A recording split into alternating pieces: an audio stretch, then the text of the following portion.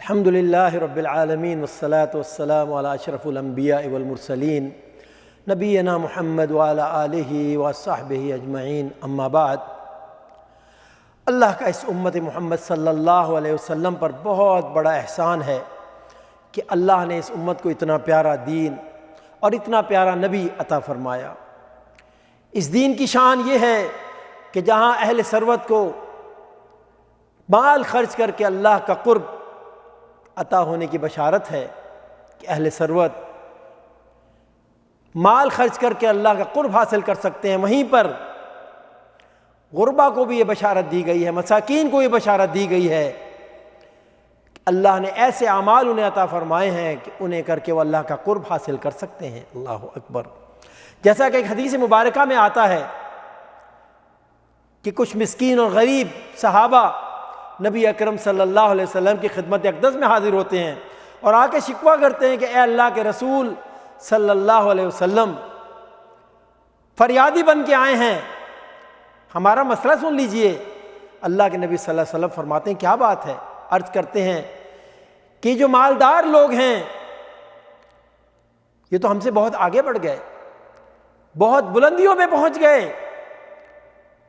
ان کے پاس مال ہے، حج کرتے ہیں، عمرہ کرتے ہیں، اللہ کی راہ میں خرچ کرتے ہیں، خیر کے کاموں میں خرچ کرتے ہیں، اور کتنا زیادہ ثواب کماتے ہیں۔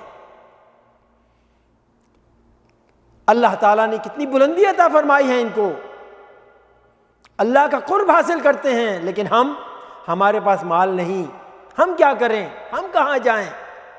اللہ کے نبی صلی اللہ علیہ وسلم اپنے غریب اور مسکین صحابہ کا شکوہ سنتے ہیں، جواب میں ارشاد فرماتے ہیں میں تمہیں ایسے اعمال نہ بتلاؤں جن کے کرنے کی وجہ سے اللہ رب العالمین تمہیں بھی اپنا قرب عطا فرمائیں گے، تمہیں بھی وہ عظیم الشان ثواب عطا ہو جائے گا جو مالداروں کو عطا ہوا ہے۔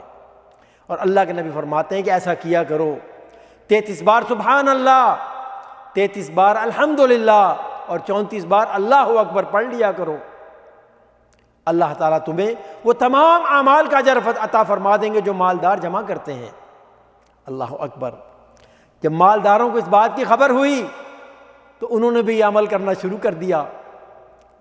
یہ صحابہ پھر دوڑے ہوئے رسول اکرم صلی اللہ علیہ وسلم خدمت میں حاضر ہوتے ہیں اور عرض کرتے ہیں اے اللہ کے رسول، وہ جو مالدار تھے وہ اپنا مال بھی خرچ کر رہے ہیں اور انہوں نے ان اعمال کو کرنا بھی شروع کر دیا۔ نبی اکرم صلی اللہ علیہ وسلم اپنے صحابہ کی بات کو سنتے ہیں تو کیا فرماتے ہیں کہ یہ اللہ کا فضل ہے، ھذا فضل من اللہ یؤتی من یشاء، یہ اللہ کا فضل ہے، جسے چاہے عطا فرما دے۔ تو اصل میں بات یہ عرض کر رہا ہوں کہ دین کتنا پیارا دین ہے کہ لوگ مال خرچ کر کے اللہ کا قرب حاصل کرتے ہیں، ثواب حاصل کرتے ہیں، اعمال میں بلندیاں حاصل کرتے ہیں، لیکن اللہ رب العالمین نے اپنے حبیب کے ذریعے سے ایسے اعمال امت محمد صلی اللہ علیہ وسلم کو عطا فرمائے، اگر کوئی ان اعمال کو کرے گا اللہ کے فضل و کرم سے حج اور عمرہ کے اجر عظیم کو پہنچ جائے گا۔ اب وہ اعمال کون سے ہیں؟ ان میں پہلے نمبر کا عمل جو ہے امام طبری اسے نقل کرتے ہیں، حضرت ابو امامہ رضی اللہ تعالی عنہ اس حدیث کو روایت کرتے ہیں کہ نبی اکرم صلی اللہ علیہ وسلم ارشاد فرماتے ہیں جس نے نماز فجر جماعت کے ساتھ ادا کی پھر وہیں پر بیٹھ کر اللہ کے ذکر میں مصروف ہو گیا، اللہ کے ذکر میں مشغول رہا حتیٰ کہ سورج طلوع ہو گیا، پھر کھڑا ہوا 2 رکعت نماز ادا کی، تو اس کو اجر کیا ملے گا؟ فرمایا اسے حج اور عمرے کا اجر ملے گا۔ اللہ اکبر۔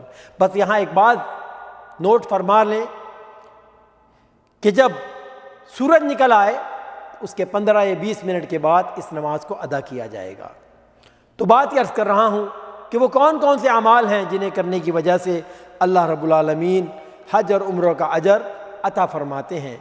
اسی طریقے سے ایک اور عمل امام ابی داؤد نے اپنی سنن میں سے نقل کیا ہے، حضرت ابو امامہ رضی اللہ تعالی عنہ وہ اس کے راوی ہیں۔ نبی اکرم صلی اللہ علیہ وسلم ارشاد فرماتے ہیں من خرج من بیتہ متطہرا الی الصلاۃ المکتوبہ فاجرہ کاجر الحاج المحرم۔ اللہ اکبر۔ فرمایا جو آدمی اپنے گھر سے طہارت اور وضو کر کے فرض نماز کے لیے نکلتا ہے تو اس کا اجر و ثواب ایسے ہے جیسے حاجی احرام باندھے ہوئے آئے۔ اللہ اکبر۔ کیا شان ہے مساجد میں نماز با جماعت ادا کرنے کے لیے۔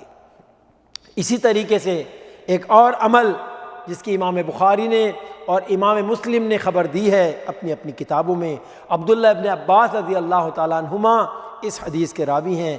نبی اکرم صلی اللہ علیہ وسلم کیا ارشاد فرماتے ہیں؟ فرمایا فَإِنَّ عُمْرَةٌ فِي رَمَضَانَ تَقْضِي الْحَجَّ أَوْ حَجَّةَ مَعِي۔ فرمایا اگر کوئی شخص رمضان میں عمرہ ادا کرتا ہے تو اسے حج کرنے کا ثواب عطا کیا جاتا ہے، بلکہ فرمایا اس کا ثواب اس طرح جیسے اس نے میرے ساتھ حج کیا۔ اللہ اکبر۔ تو بات عرض کر رہا ہوں کہ وہ اعمال جن کی وجہ سے اللہ رب العالمین حج اور عمرے کا اجر عطا فرماتے ہیں، اسی طریقے سے ایک اور عمل، وہ عمل کیا ہے؟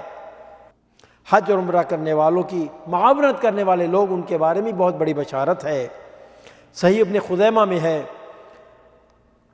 کہ جو لوگ اپنے گھروں میں بیٹھے ہیں اور حج عمرہ کے لیے نہیں نکلے لیکن حج اور عمرہ کے ثواب کو پہنچ جاتے ہیں، وہ کون ہیں؟ وہ لوگ ہیں اگر کوئی شخص حج کے لیے نکلتا ہے، عمرے کے لیے نکلتا ہے، وہ ان کی معاونت کرتے ہیں اور ان کے جانے کے بعد ان کے گھر والوں کا خیال رکھتے ہیں تو وہ ان کے برابر اس اجر کو پہنچ جائیں گے جو حج اور عمرہ کرنے والا جس اجر کو پہنچا۔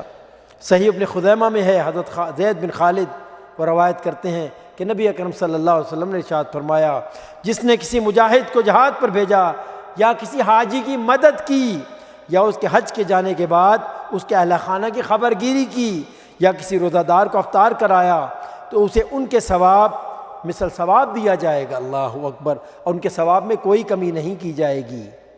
یہاں ایک بات اچھی طرح نوٹ کر لیجئے، بات پہلے ہی میں نے عرض کی ہے کہ جو شخص بھی عمل کرنا چاہے اللہ کے فضل و کرم سے وہ عمل کرے اور اس ثواب کو پہنچ سکتا ہے، لیکن